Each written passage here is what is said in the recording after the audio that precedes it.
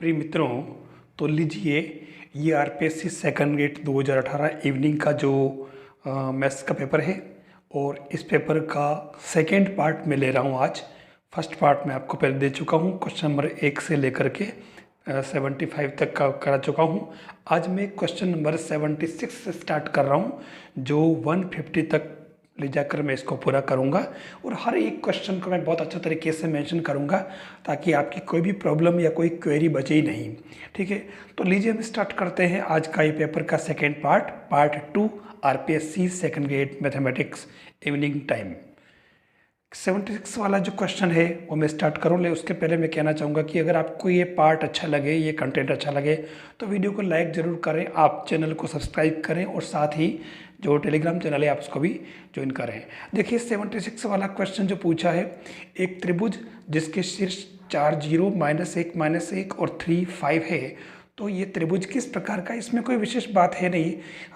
इसने जो 4 ऑप्शन दे रखे हैं, समकोण त्रिभुज होगा या समद्विबाहु होगा या दोनों होगा या, ठीक है ना, तो क्लियर दिख रहा है। इसके अंदर डिस्टेंस वाला फॉर्मूला अप्लाई कर ले हम और उससे अपन पता लगा सकते हैं। इसके अंदर पहला ऑप्शन जो आपका करेक्ट होगा, ये वो त्रिभुज है जिसका जो समकोण और समद्विबाहु दोनों तरह के गुण रखता है। ठीक है, नेक्स्ट क्वेश्चन हम लेते हैं 77। देखिए क्वेश्चन बहुत अच्छा है। 1 cube upon 1 plus 1 cube plus 3 cube upon 1 plus 3 plus 1 cube plus 3 cube plus 5 cube upon 1 plus 3 plus 5 का nवां पद पूछा है। हमारे पास 4 ऑप्शन दे रखे हैं। मैं आपको बताना दे चाहूँगा कि इसका चौथा ऑप्शन जो है वो करेक्ट है। अब ये तो ठीक है, मैंने बोल दिया आंसर की से, लेकिन हुआ कैसे? ध्यान रखिए, इसको बिल्कुल लंबे मेथड से नहीं करना है। आपको क्या करना है इसके अंदर कि सबसे पहले इसके अंदर आपको n = 1 पुट कर देना है। ठीक है, n = 1। इससे फर्स्ट टर्म क्या आ जाएगी आपके 1, ये आपके पहला पद एक आ गया। n बराबर 2 रखा, ठीक है ना, तो उस केस में आपके ये आ जाएगा। इसके अंदर आप n = 2 रख लें। ठीक है, मतलब n = 2 की बात कर रहा। ठीक है, इसी तरीके से अपन आगे बढ़ाएं। ठीक है, तो ये इसके अंदर 7 आएगा। आप इसको सोल्व कर लें, ये सोल्व कर रखा देखिए आप। ठीक है, ये 1 क्यूब प्लस 3 क्यूब इसको सोल्व कर लिया तो ये 7 आ रहा है। मतलब पहला पद आपका 1 है, दूसरा पद आपके 7 आना चाहिए। तो अब इसके अंदर मैंने क्या किया कि जो आपका चौथा ऑप्शन था 2n² - 1, ठीक है ना, इस 2n² - 1 के अंदर मैंने n = 1 पुट किया तो 1 आ गया, पहला पद आ गया। n = 2 पुट किया तो 7 आ गया।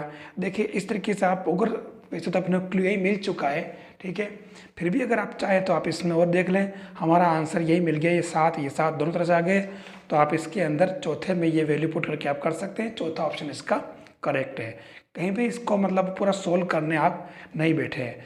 आप देख लें इसके अंदर n = 1 रखने पर, किसी के अंदर इसमें 1 = 1 रखो तो आपके 2 आ रहा है, इसमें n = 1 रखो तो 2/9 आ रहा है, इसमें n = 1 रखो तो माइनस में आ रहा है। केवल इसी से 1 रखने पर ये 1 आ रहा है। तो आपका चौथा ऑप्शन देख ले, कितना ईजी हो गया एक काम, बिल्कुल। ठीक है, फिर चलते हैं हम क्वेश्चन नंबर आपका 78 वाला क्वेश्चन में। देखो ठीक ऐसे ही है, यदि b² a² c² समांतर श्रेणी में है तो a + b b + c c + a होंगे। AP में, GP में, HP में और कोई नहीं। आप सबसे पहला काम क्या करें, इन 3 P में से कोई सा एक का प्रयास करें। जब कभी स्क्वायर में लगता है तो आप सबसे पहले स्टार्ट आप HP या GP से करें।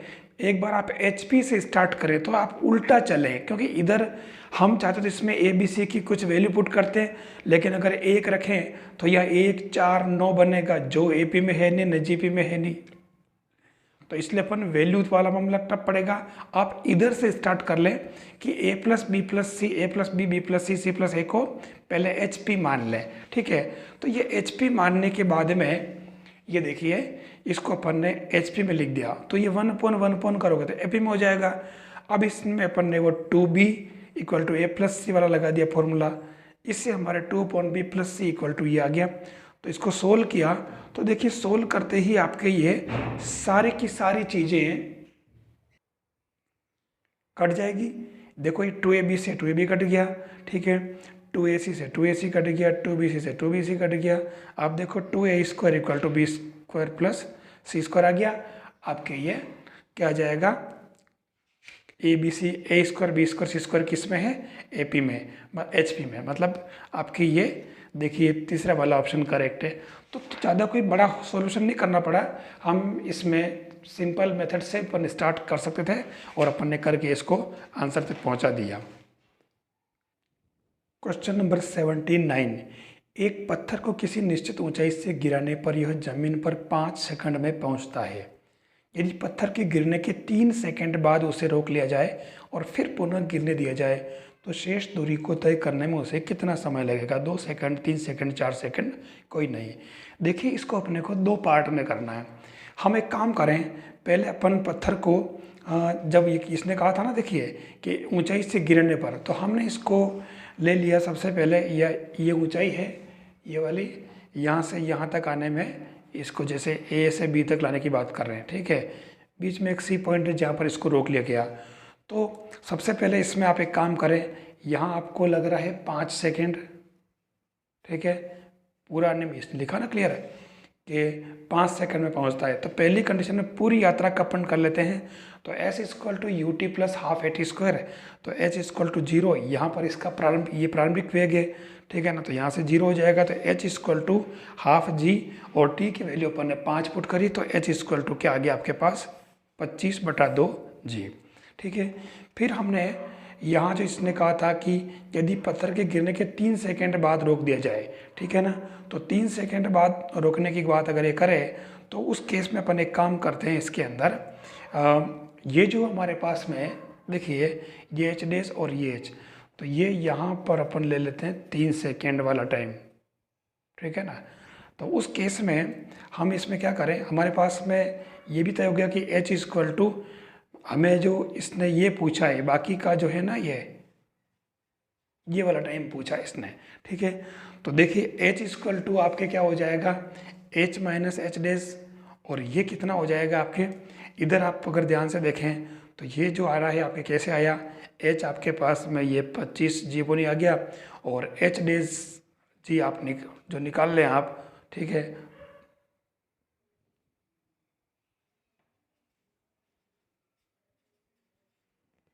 h' जो आएगा आपके 9/2g आ जाएगा, ठीक है। ये वैल्यू आप इसके अंदर पुट कर लें, तो h = h - h' ये क्या आ गया आपके 8g। अब आप क्या करें कि यहाँ से यहाँ तक की डिस्टेंस निकालनी है, तो h = ut + ½ g² लगा दिया और ये आपके h = 0, यहाँ से वापस यात्रा शुरू की तो एक बार 0 आपके है ना, इस पॉइंट पर C पॉइंट पर, तो ½ gt², और ये h आपके 8g है और ये ½ जो है आपके g और t, तो आपको t निकालना है इसके अंदर, तो t = आपके पास ये क्या आ गया 4 सेकंड। तो कोई विशेष बात नहीं है, क्वेश्चन थोड़ा सा इसने घुमा दिया, लेकिन थोड़ा सा अगर प्रोसेस से अगर अपन चलेंगे तो हमारा क्वेश्चन इसमें सही हो जाएगा, ठीक है। डायग्राम दिमाग में आ जाएगा तो क्वेश्चन में कोई दिक्कत ना आएगी। ये आपके इसके अंदर t = 4 सेकंड, तीसरा आंसर करेक्ट है। फिर चलते हैं हम क्वेश्चन नंबर 80 पर। देखिए क्वेश्चन नंबर 80 जो है, एक द्विपद बंटन के माध्य और प्रसरण क्रमशः 8 और 4 है, तो px = 1 का मान क्या होगा? चारों ऑप्शन आपके पास में है, 1/2^12, 1/2^4, 1/2^6, 1/2^8। तो इसके अंदर करेक्ट आंसर है आपका पहला 1/2^12। अब ये हुआ कैसे? साफ साफ कहा इसने कि माध्य जो है आपके पास 8 है और प्रसरण आपके पास 4 है, ठीक है।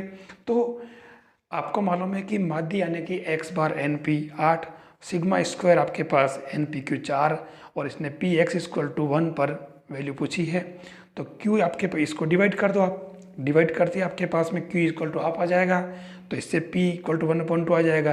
आपको मालूम है ना p + q = 1 होता बाइनोमियल के लिए, है ना।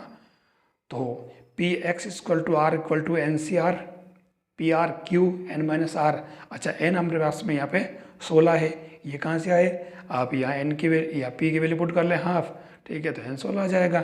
बस px = 1 पर ये 16c1 ½ 1 ½ 15, तो ये 1/2^12 इसके अंदर आंसर आ जाएगा। बहुत ही इंपॉर्टेंट पार्ट है, ध्यान रखना इसको ठीक से आप समझ लेना ये फॉर्मूले आपको बहुत कम मिलेंगे, x bar equal to n p और sigma square equal to n p q equal to 4। ये फॉर्मूले आपको हर कहीं नहीं मिलेंगे, आप इसको ध्यान में रखें ताकि आपका कोई भी क्वेश्चन अगर हो तो आप इजी वे में इसको सोल्व कर सकें। फिर इसने क्वेश्चन नंबर पूछा है 81, यदि a equal to cos alpha plus iota sine alpha, b equal to cos beta plus iota sine beta, c equal to cos gamma plus iota sine gamma. ध्यान देना है पूरा ए बी सी की जो वैल्यू है वो सिमेट्रिक है। b upon c plus c upon A plus a upon b equal to 1 दे रखा है, ये शर्त भी साफ यूज़ करनी है। इसने पूछा कोस beta minus gamma plus cos gamma minus alpha plus cos alpha minus beta का मान क्या होगा। 3/2 माइनस 3/2 0 और 1। देखिए इसके अंदर क्या करना आपको, सबसे पहले b अपॉन सी, सी अपॉन ए और ए अपॉन बी की वैल्यू निकाल लेनी है, ठीक है बस। और इसी के बेस पे आगे पढ़ना है। b दे रखा है, आपको c निकालना, तो c 1 अपॉन सी का मतलब इसके अंदर अपन डी मोवियर्स थ्योरम यूज़ कर लेंगे, ठीक है। तो डी मोवियर्स थ्योरम में क्या है, कैसे अपन इसको यूज़ करेंगे देखना। ये आपके पास में जो b अपॉन सी, तो b की वैल्यू एज इट इज़ और c 1 अपॉन था, तो cos gamma minus iota sine gamma कर दिया। डी मोवियर्स थ्योरम आप जानते हैं ना, cos theta plus iota sine theta whole power n equal to cos n theta plus iota sine n theta. ये आपके डी मोवियर थ्योरम, ठीक है, याद रखना। तो इसको यूज़ किया अपन ने, और उस केस में आप अगर ध्यान से देखें तो b अपॉन सी हो जाएगा, b और c की वैल्यू ये है, तो ये ऊपर आकर के नहीं यहाँ माइनस लग जाएगा। ऐसी c अपॉन ए में a की वैल्यू जो है वो माइनस में चली जाएगी, और a अपॉन b में b नीचे था तो ये यहाँ पर भी माइनस चला गया। अब इन तीनों को अपने को प्लस करना है, तो प्लस करने से पहले आपको इनको मल्टीप्लाई करना। अब ये नहीं कि इसमें यार मल्टीप्लाई करने में तो बहुत देर लग जाएगी, ऐसा कैसे करेंगे। ध्यान से आपको केवल एक को मल्टीप्लाई करना है, बीटा गामा है, ध्यान रखो। देखो ये बीटा वाला और ये गामा वाला टर्म है, तो अगर आप ध्यान से देखें तो ये मैंने केवल एक को मल्टीप्लाई किया खाली है यहाँ से यहाँ तक। इससे मेरे cos beta minus gamma plus iota sine beta minus gamma आ गया। तो दूसरे वाले में क्या आएगा, दूसरे वाले में गामा और एल्फा है तो प्लस और कोस gamma minus alpha plus iota sine gamma minus alpha हो जाएगा। और लास्ट वाले में आपके एल्फा बीटा है तो कोस alpha minus beta plus iota sine alpha minus beta हो जाएगा। अब इसको आप प्लस कर लें, इसके इक्वल टू 1 है तो मैंने इसको प्लस आयोटा 0 कर दिया।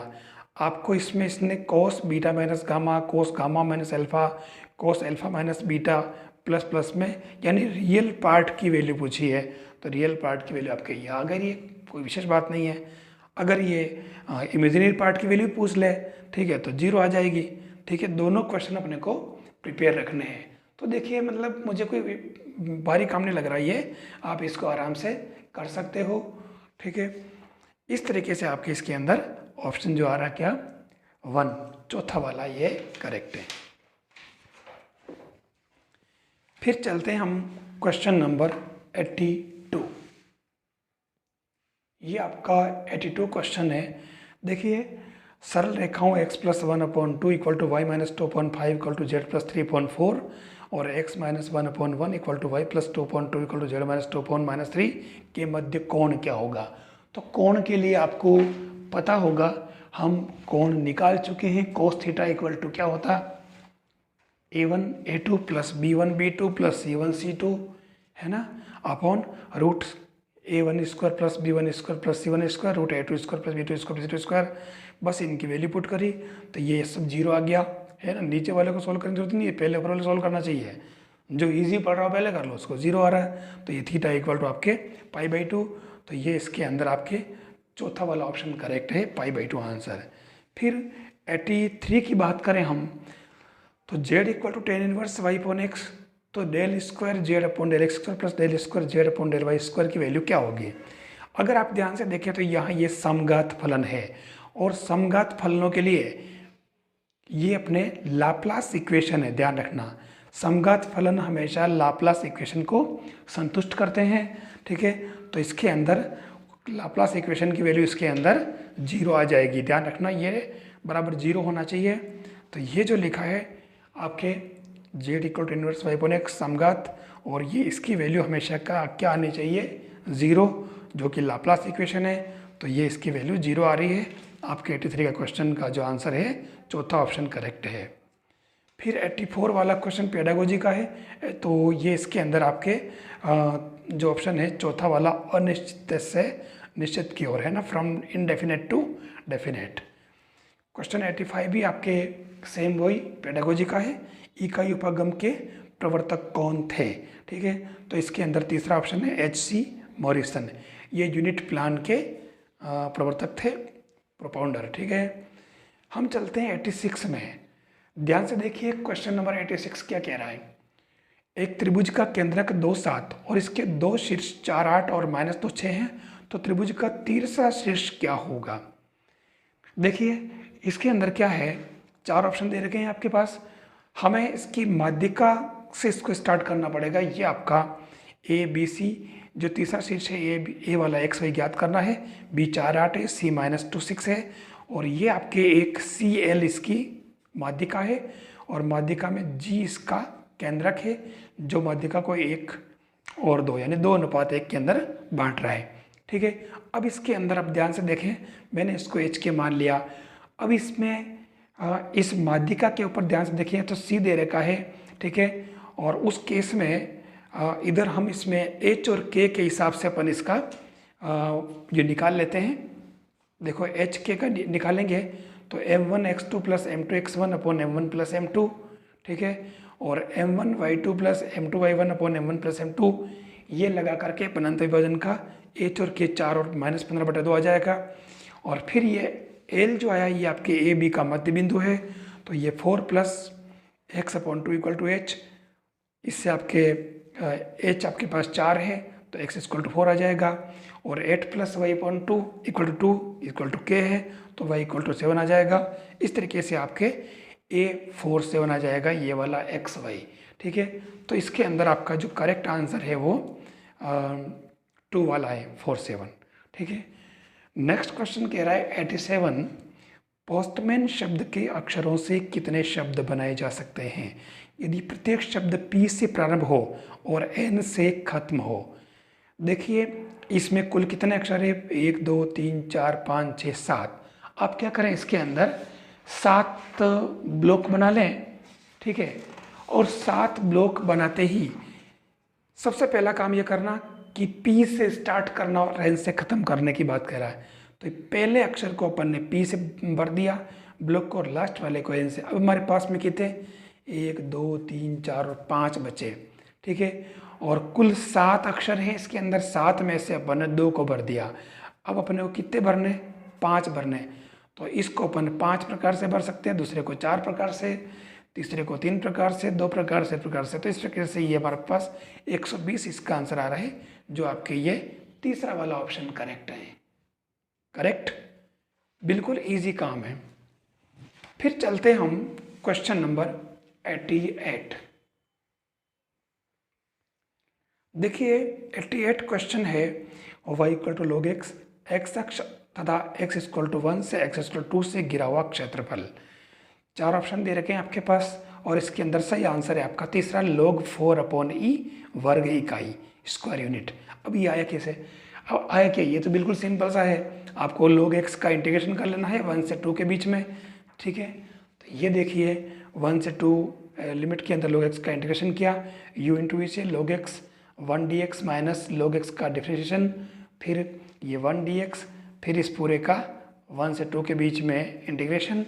तो देखिए x log x 1 to 2 minus x 1 to 2, तो ये 2 log 2 माइनस 1, और 1 को लिख दिया log e है ना, इसके अंदर log 1 e कर दिया, तो इससे log ये 4/e आंसर आ जाएगा, बिल्कुल इजी, इसलिए आपका ये तीसरा वाला ऑप्शन करेक्ट है।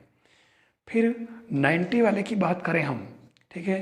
तो 90 के अंदर अगर ध्यान से देखें तो इसने यहाँ दे रखा है आपके a इक्वल टू 0 0 1 0 1 0 1 0 0, तो a इनवर्स क्या होगा। यहाँ पर आपके क्या है, ऑप्शन 4 दे रखे हैं। देखिए हम जानते हैं कि a inverse equal to i, और ai इक्वल टू a होता है, और इसी से आप इसमें a inverse equal to a, तो यहाँ पर दोनों ही आपके सेम होंगे, a इनवर्स और a, और इसलिए इसका दूसरा ऑप्शन करेक्ट है a। कोई सोल्व करने नहीं बैठना है, ध्यान रखना। फिर 91 वाला जो क्वेश्चन है ये कह रहा है 3 पावर 40, इसको आपको हल करना है। देखिए ये आपके एक फर्मा प्रमेय है, ये देखिए Fermat's theorem, if p is prime and a is an integer then AP residue a mod phi, यानी कि p अबज है और a कोई पूर्णांक है तो AP रेजिड्यू a और मोड b, ठीक है ना, रेजिड्यू क्लास। तो इसके अंदर आप में दो कंडीशन बनती है, एक तो बनती है आपके p, ध्यान देना ये कह रहा है कि यदि p आपके एक अबज संख्या है तो अवशेष वर्ग के यहाँ p एक अबज, ध्यान रखना, ठीक है। तो p अगर आप क्वेश्चन देखो तो p आपके कितना है यहाँ a पावर p है ना, ये a पावर p, तो p यहाँ पर क्या है आपके 40 और ये 40 आपके भाज्य है, ध्यान रखना। तो अगर दे रखा है केस फर्स्ट, अगर p अभाज्य है तो अवशेष वर्ग के गुणा के सापेक्ष g एक समूह है जिसकी कोटि p-1 है और तत्समक अवयव 1 है, ठीक है, ध्यान देना। लेकिन यहाँ जो पहला केस बन रहा है p डिवाइजर ऑफ a, यानी p a का भाजक है, p में a का भाग पूरा पूरा जा रहा है, ठीक है। तो यहाँ आप देख लें a हमारे पास में कौन है 3, तो ये और p 40 है, 3 का भाग 40 में नहीं जा रहा, तो ये फर्स्ट केस अपने काम नहीं आएगा। Second, p not divisor of a, यानी कि p a का भाजक नहीं है, तो उस केस में आपके जो ये कंडीशन बनेगी finally a p-1 equal to 1 mod p या p divisor of a p-1 इस तरीके से अपन एक एक कम करते जाएंगे, ठीक है। तो ये p divisor of a p-a या a p mod of a mod p, इस थ्योरी को अपन यूज़ करेंगे और इसके बेस पे अपन चलेंगे। तो देखिए 3 पावर 40 बराबर 19, 3 power 39 dot 3 power 1, 3 power 38 dot 3 power 2, 3 power 37 dot 3 power 3 और 3 पावर 36 डॉट 3 पावर 4, ठीक है। यहाँ ये जैसे ही इससे 3 से डिवाइजर मतलब होते ही आप देख लो इसको अपन ने, क्योंकि ये तो आपके पास में इकाई एलिमेंट था तो इसको अपन ने लिया, क्योंकि 3 इसके सापेक्ष भाज्य नहीं है, तो ये 3 इसके सापेक्ष भाज्य जैसे ही आया है और हमने इसको 3 पावर 4 पर ला करके छोड़ दिया। अब 3 पावर 4 के अंदर हमने 19 का भाग लगाया जो कि एग्रेसिव होता है, तो 19 चौके 76, ये आपके कितना बच रहा 5, तो ये आपके पास में तीसरा ऑप्शन करेक्ट है 5, ठीक है। ऐसी आपके क्वेश्चन नंबर 92 जो है वो कह रहा है कि अरैखिक समीकरण के मूल ज्ञात करने का कौन सा सूत्र है जिसके शुरू में 2 अनुमानित मूल प्रयुक्त होते हैं लेकिन जरूरी नहीं कि वास्तविक मूल इन दोनों के मध्य स्थित हो। ये जरूरी है कि जो आपका अनुमानित मूल जो है वो इन दोनों मूलों के मध्य स्थापित जो होगा वो आपकी सम द्विभाजन, बाइसेक्शन, रेगुला और न्यूटन्स में है। ये सेकेंड मेथड जो है इसके अंदर ये कंडीशन ही होगी, इन तीनों फर्स्ट, सेकंड और फोर्थ के अंदर तो होगा। ये तीसरा जो ऑप्शन है इसके अंदर ये नहीं होगा, सेकेंड विधि जो अपने सिलेबस में वैसे है नहीं है, ठीक है ना। उसके अंदर आप फिर भी देख सकते हो क्योंकि ये इससे मिलती जुलती इस लिस्ट में इसको डाल दिया है, तो तीसरा ऑप्शन इसके अंदर करेक्ट है। 93 वाला क्वेश्चन जो है ये प्राथमिक स्तर पर गणित शिक्षण का उद्देश्य नहीं है, पूछ रहा है, तो ये दूसरा ऑप्शन करेक्ट है, जीवन के विभिन्न व्यवसायों से संबंधित समस्याओं के समाधान की योग्यता विकसित हो सके। फिर 94 वाला जो क्वेश्चन है वैसे तो ये क्वेश्चन इजी है, फिर भी मतलब मैं इसमें मैं इसको 94 वाले को सबसे लास्ट में लूँगा, आप इस क्वेश्चन को आप लास्ट में देखना। 95 वाला जो क्वेश्चन है ये क्वेश्चन डायरेक्ट है, आर की दिशा में 1/r का क्या निकालना है, डायरेक्शनल डेरिवेटिव्स, ठीक है। और कुछ नहीं करना आपको, 1/r का आर के रेस्पेक्ट डिफरेंशिएशन कर लेना है, ठीक है। तो ये देखिए del/del r equal to 1/r, तो ये -1/r आ जाए स्क्वायर आ जाएगा, जो इसका करेक्ट आंसर है दूसरा वाला। 96 के अंदर कह रहा है कि यदि tan alpha equal to m/m+1 जहाँ m is not equal to -1, ये तो अपन जानते ही हैं, tan beta equal to 1/2a+1 to m+1, जहाँ नीचे वाला 0 नहीं होगा तो m इक्वल टू -½ नहीं हो सकता, अल्फा प्लस बीटा की वैल्यू चाहिए। हमने इसमें क्या किया कि ये tan अल्फा प्लस बीटा की वैल्यू निकाल ली, फॉर्मूला लगा करके tan alpha plus tan beta upon 1 minus tan alpha beta, इसके अंदर वैल्यू पुट की और सोल्व किया तो ये 1 आ गया, और 1 आते ही आपके अल्फा प्लस बीटा की वैल्यू पाई 4 आ जाएगी। आप चाहें तो इतना लंबा सोल्व नहीं करें, आप m की वैल्यू -1 और हाफ को छोड़कर कुछ इजी वैल्यू ले लें, जैसे m इक्वल टू 1 ले लें आप, ठीक है। तो इससे अल्फा इक्वल टू हाफ आ जाएगा, बीटा आपके 1/3 आ जाएगा। तो ये वैल्यू आप इसके अंदर पुट करेंगे तो भी आपके ये 1 आ जाएगा, और इससे आपके ये जो है 96 का सही आंसर आ जाएगा, आपके पहला वाला π/4।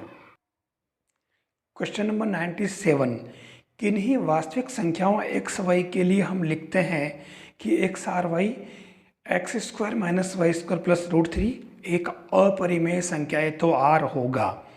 देखिए इसके अंदर सही आंसर वैसे स्वतुल्य बताया जा रहा है, लेकिन ये स्वतुल्य और सम्मित दोनों हैं, फिर भी इसने आरपीएससी को सही माना है। तो इस क्वेश्चन को मैं लास्ट में फिर से बताऊंगा आपको, ठीक है। तब तक आप इसको आप देख सकते हैं, क्योंकि देखिए मैं आपको भले इसके अंदर बता देता हूँ। अगर मैं इसके अंदर x इक्वल टू, क्योंकि x और y अपने r है, तो मैं x इक्वल टू इसमें जैसे मैंने मान लो √2 ले लिया, ठीक है। तो x इक्वल टू √2 ले लिया तो कोई भी दिक्कत नहीं है, आपके ये √2 r √2 होना चाहिए। तो अपन ये चेक कर लेते हैं, तो ये 2 - 2 प्लस √3, तो ये √3 आ रहा है, जो कि एक अपरिमेय संख्या है, आप देख लो, ठीक है ना। ये एक अपरिमेय संख्या है, तो ये स्वतुल्य तो हो गया। अब एक काम करें अपन सम्मित देखते हैं। मैं एक काम करता हूँ, √2 और √3 ले लेता हूँ, भले अपन 2 भी ले सकते थे, ठीक है। अगर मैंने ये ले लिया तो हम जानते हैं कि √2 r √3, मतलब √2 का संबंध √3 से है, ये मान लेना है, ठीक है ना। This is given. तो अब अपन ने को ये देखना है कि √3 r √2 है या नहीं, ठीक है। ये देखिए, तो इसके अंदर आपके क्या आ रहा है, ये 3 + 2 - √3, ठीक है। तो आप देखिए ये 5 - √3 आ रहा है, ठीक है ना। तो उस केस में आपके ये अगर ध्यान से देखें तो क्या हो जाएगा, ये अपरिमेय। तो ये सम्मित भी बता रहा है ना। तो इस केस में अपन, इसलिए मैं इस क्वेश्चन को लास्ट में लेता हूँ, फिर से इसका वो क्लेरिफिकेशन करूँगा मैं अभी, ठीक है। तो नेक्स्ट क्वेश्चन अपन ले लेते हैं, क्वेश्चन नंबर 98। 98 क्वेश्चन जो है ये कह रहा है कि प्राकृत संख्याओं के समुच्चय से पूर्ण संख्याओं के लिए कोई फलन f इस प्रकार डिफाइंड है कि fn = n-1/2 जब n विषम हो, -n/2 जब n सम हो। पहली बात तो ध्यान रखें, ये पूर्ण संख्याएं नहीं है। आप इंग्लिश वर्जन देख लें, ये आपके, इसलिए मैं आपको हिंदी और इंग्लिश दोनों साथ में रख रहा हूँ। ये ध्यान रखना इंटीजर है, क्योंकि पूर्ण संख्याएं तो 0 से स्टार्ट होगी, इंटीजर प्लस माइनस दोनों की होगी। देखिए इसमें अपन एक काम करें, पहले अपन इस n-1/2 फलन को ले लें, ठीक है। और ये अपन इसमें विषम वाला पद लेंगे, कुछ नहीं है। देखिए हम 1 की बात करें, fn = n-1/2, मैंने n = 1 रखा तो देखो 0 आया, 3 रखा तो 1 आया। मतलब 2 अलग अलग एलिमेंट के लिए अलग अलग f इमेज आई, तो ये 1 हो गया। अपन n = 2 लें, ठीक है, ध्यान रखना। तो 2 ले अगर मान लो, तो 2 लेते समय अपने इसके अंदर ध्यान रखना पड़ेगा 2 और 4 कब सम हो, तो ये फलन लेना पड़ेगा अपने को, ध्यान रखना। ये उस समय fn = -n/2, ठीक है ना। तो कोई विशेष बात नहीं, n = अपन ने जब 2 लिया तो देखिए ये -1/2 आ रहा, 4 लिया तो ये -3/2 आ रहा। तो कहने का मतलब अलग अलग एलिमेंट के लिए अलग अलग इमेज आ रही। तो आपके ये सम वाला टर्म भी है, ये भी आपके 1 हो गया। अब अपन आच्छादक की बात करें, ऑन टू की, तो पहले फिर से वापस वही ले लें, n-1/2, मैंने इक्वल टू वाई ले लिया, और n = 2y + 1। अब आप y की जगह कुछ भी वैल्यू पुट करो, ठीक है ना। तो ये आप देखो for every y belongs to z, आपके n जो z में आ रहा है, तो ये आपके आच्छादक हो गया। ठीक है, ऐसे n/2 ले जाए तो n/2 इक्वल टू एक्स ले लिया, तो n इक्वल टू क्या हो जाएगा 2x। अब आप x की कोई भी वैल्यू लेकर के देख लो आप, इंटीजर नंबर, तो आपके जो n आएगा वो आपके for every x belongs to z n जो है आपका z का होगा। तो आप देख लो ये दोनों ही कंडीशन में सम और विषम फलन के लिए, विषम कंडीशन के लिए आच्छादक भी हो गया। तो ये 1 1 भी है और 1 2 भी है, बोथ। ठीक है, बिल्कुल इजी काम। मैंने आपको ऑन और मतलब 1 1 और ऑन 2 कैसे प्रूव करते हैं मैंने बता रखा है, इसलिए आप इसको उस डिस्क्रिप्शन में देख सकते हैं, और मिल जाएगा आपको 12वीं का जो मैंने कंटेंट लिया है पहला चैप्टर, उसके अंदर मैंने बता रखा आपको। क्वेश्चन नंबर 99 जो अभिक्रमित अनुदेशन का है, लीनियर प्रोग्रामिंग का, तो इसके अंदर आपके तीसरा ऑप्शन करेक्ट है। कौन सा रेखीय विक्रमित का सिद्धांत नहीं है, तो ये तीसरा वाला धीमी गति का सिद्धांत। ठीक है, तो 100वां जो क्वेश्चन है y equal to root sine x infinity तक। अपन जानते हैं तो सिंपल सा क्वेश्चन है, हम इसको वापस आगे वाले टर्म को y लिख सकते हैं पूरे को, क्योंकि आगे सब रूट साइन एक्स ही है तो y लिख दिया। फिर y square equal to sine x plus y किया और d y by d x निकाला तो cos x upon 2y minus 1 आ रहा है, जो आपके ये पहला ऑप्शन करेक्ट है। 101 वाला कह रहा है कि यदि सरल रेखा x plus 1/1 equal to y minus 1/2 equal to z minus 2/2 तथा समतल 2x minus y plus root lambda z plus 4 equal to 0 के मध्य कोण थीटा इस प्रकार है कि साइन थीटा इक्वल टू 1/3, तो लेमड़ा की वैल्यू क्या होगी। आपके पास 4 ऑप्शन है और ये चौथा वाला ऑप्शन करेक्ट है 5/3। आपको पता होगा कि समतल और रेखा के बीच कोण निकालते हैं अपन, तो साइन थीटा, क्योंकि समतल पर जो रेखा होती है वो समतल की दिशा में होती है। ये जो आपका कोई प्लेन है और इसके अंदर कोई मान लो ये एक लाइन है, ठीक है, तो लाइन की दिशा तो समतल की इस प्लेन की दिशा में समांतर है, लेकिन समतल की दिशा तो इसके अभिलंब है ना, एन कैप। तो इसलिए हमने ध्यान दिया हमें जो कोण लेना पड़ेगा वो अभिलंब के साथ लेना पड़ेगा, रेखा का ध्यान रखना। ठीक है, तो इसलिए जो थीटा होगा वो sine theta equal to b dot n upon b mod of p mod of n हो जाएगा। और इसके अंदर अपन ने डायरेक्ट वैल्यू पुट की, ये वाली अपन ने दोनों ही ध्यान देना। ये जो आपके 1 2 2 है, तो 1 2 2 को तो अपन ले लिया बी, है ना, ये आयोटा प्लस मतलब आई प्लस 2j प्लस 2k, ये आपके वेक्टर बी हो जाएगा, ध्यान रखना। ठीक है, और इधर आपका वेक्टर एन क्या हो जाएगा 2i माइनस जे और प्लस लेमड़ा रूट लेमड़ा के। ठीक है, बस इन दोनों को इसके अंदर पुट किया, ये देखो साइन थीटा वाले में, और इसकी वैल्यू 1/3 है, सोल्व किया तो lambda plus 5 equal to 4 lambda, तो लेमड़ा इक्वल टू 5/3 आ गया, और यही आपके चौथा वाला ऑप्शन करेक्ट है।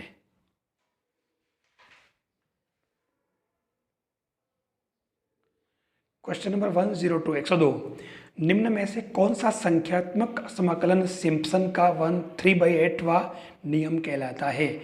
देखिए, मैं आपको ये सारे ही जो नियम है आपको अच्छी तरह से करा चुका हूँ, तो इसके अंदर वैसे प्रॉब्लम हो गई है, मिस्टेक हो गई है, इसने डायरेक्ट सूत्र पूछ लिया है 3/8 1/3 वाला जो है ना 1/3 वाला जो भी है, तो इसमें मिस्टेक हो गई, इसलिए इसको डिलीट कर दिया है। लेकिन अपने को इसमें से क्वेश्चन बन सकता है, हर बार डिलीट नहीं होता, अपने को इसको सारे सूत्रों को याद कर लेना चाहिए। 103 वाला कह रहा है यदि a बराबर i प्लस जे प्लस के, b बराबर 2i माइनस 4j, c बराबर i plus lambda J plus 3k एक ही समतल में स्थित हो तो लेमड़ा का मान क्या होगा। इसमें चौथा ऑप्शन करेक्ट है 5/3। हुआ कैसे, यूँ कह रहा है कि ये दोनों सदिश, तीनों सदिश जो है ना समतली है, और 3 सदिश के समतली होने की शर्त क्या होती, a b c equal to 0। ठीक है, और इसको अपन क्या लिखते हैं, a dot b cross c equal to 0 भी लिखते हैं। तो डायरेक्ट आप तो इसको ऐसे निकाल लें, 1 1 1 2 0 माइनस 4 1 लेमड़ा 3 इक्वल टू 0, इससे लेमड़ा निकाला तो 5/3 आ गया। देखिए, अभी तक जितने भी क्वेश्चन आ रहे हैं हर एक क्वेश्चन इतना इजी है, मतलब मैं इस अभी तक में क्वेश्चन आपने क्या नोट किया, मैंने ये नोट किया है कि कोई भी क्वेश्चन बहुत ज़्यादा लंबा नहीं जा रहा, क्वेश्चन बिल्कुल सिंपल सा है, और 2 या 3 या चौथी स्टेप में आपके इसके अंदर आंसर आ रहे हैं। तो इसलिए आप इसको इजी वे में कर सकते हो, ज़्यादा लंबा चौड़ा काम इसके अंदर कुछ नहीं करना है। फिर क्वेश्चन नंबर 104 देखिए। अब 104 क्वेश्चन को अगर देखेंगे आप, a equal to i plus j plus k, a dot b 1 दे रखा है और a cross b equal to j minus k दे रखा है। तो ये कह रहा है कि बी का मान क्या होगा। आपको लगता होगा कि भाई उल्टा इसमें सोल्व करना पड़ेगा। अरे भाई चारों ऑप्शन को ठीक से देख लें बेचारा। आप देखो तो ए डॉट बी 1 दे रखा है। अरे भाई ए आपके पास दे रखा है तो ए के साथ में इन चारों में से किसका डॉट प्रोडक्ट करे तो 1 आ जाएगा। तीसरा जो ऑप्शन है ना, तीसरे के साथ में यानी आई के साथ में इसका अगर करें आप डॉट प्रोडक्ट तो 1 आ रहा है। कुछ भी करने की जरूरत नहीं है और इसलिए आपका तीसरा ऑप्शन करेक्ट है। आपको लग रहा हो कि बहुत सोल्व करना पड़ेगा, ना तो आपको ए क्रॉस बी की जरूरत पड़ी मतलब, और ना कोई लंबा चौड़ा सोल्व करने की जरूरत पड़ी, तो आप इसको आराम से कर सकते हैं। 105 वाला क्वेश्चन कह रहा है निम्नलिखित में से कौन सा एक प्रेरणादायी गणित अध्यापक का कथन नहीं है। तो इसके अंदर तीसरा वाला ऑप्शन करेक्ट है, तुम गणित के साथ कभी सामान्य नहीं रह सकते। देखिए ये भले ही ऑप्शन दे रखा है करेक्ट आंसर है, भले ये क्वेश्चन है आपके लिए, लेकिन ये मात्र क्वेश्चन नहीं है।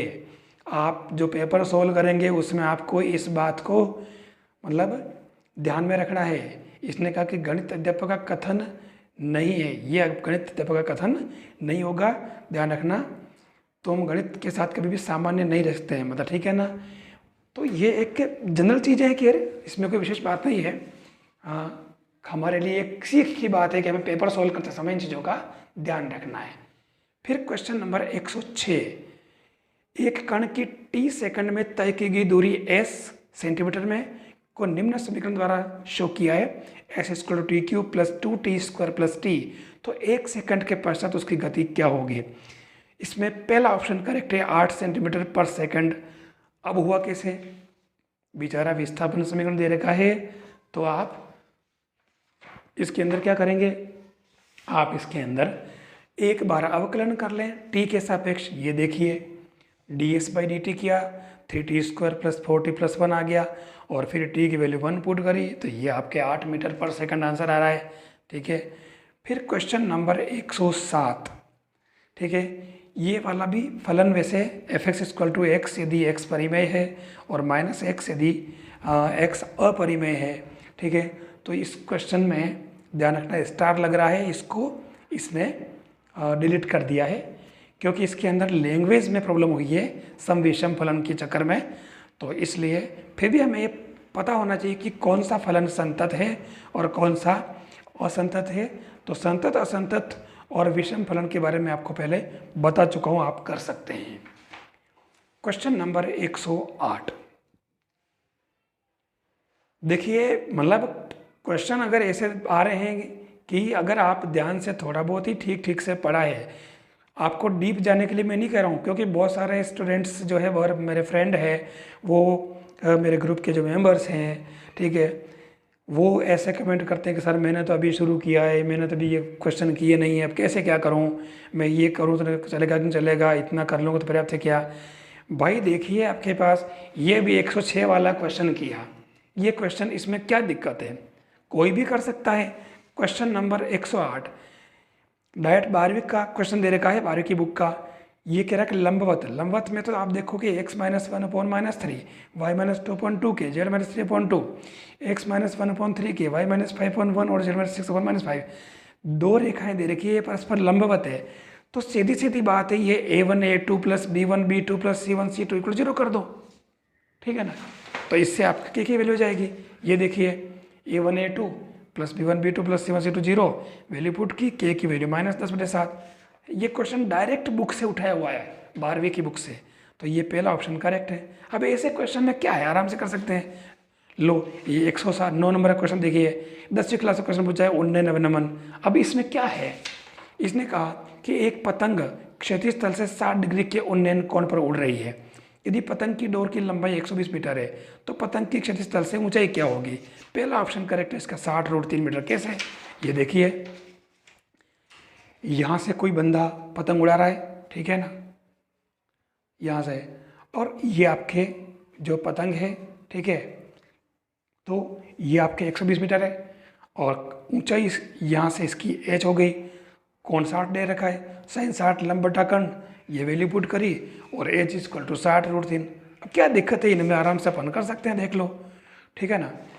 फिर इसने अगला क्वेश्चन जो लिया है 110, किस परिस्थिति में सरल रेखा x minus x zero upon l equal to y minus y zero upon m equal to z minus z zero upon n x y समतल के समांतर होगी। देखिए एक्स वाई एक्सिस के समांतर होने का मतलब ये हुआ, ये आपका एक्स वाई जेड, ठीक है। ध्यान देना, ये आपके एल, ये आपके एम, ये एन, ठीक है। एक्स वाई तल, एक्स वाई तल का मतलब दिशा कौन सी हुई, ये हुई, ठीक है ना। और ये दिशा हुई मतलब एल की दिशा में जा रहा है, तो उस केस में आपके ये जो एन है वो आपके 0 हो जाएगा। मतलब यहाँ एक्स वाई दे रखा साफ साफ, ध्यान रखना, एक्स वाई के लिए एन 0 हो जाएगा और वाई जेड के लिए आपके कौन, एल 0 हो जाएगा। इसी तरीके से एक्स जेड के लिए क्या बन जाएगा, एम 0 हो जाएगा। तो ये एक कॉमन चीज़ आपको ध्यान रखनी होगी, कोई विशेष बात नहीं है।